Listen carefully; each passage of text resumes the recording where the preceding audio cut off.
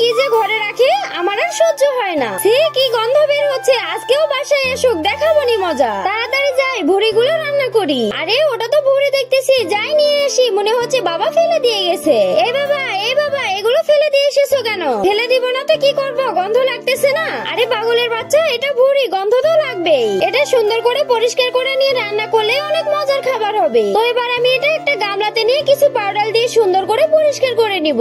এটা পরিষ্কার করার সময় একটু বিরক্ত লাগলেও রান্না করার পর খেতে অনেক মজা লাগে। তো তোমাদের যদি এটা খেতে ভালো লেগে থাকে তাহলে কমেন্টে জানিয়ে দাও। হয়ে গেছে এগুলো আমার পরিষ্কার করা। এবার আমি এগুলো সুন্দর করে কেটে একটা গামলাতে তুলে নিব।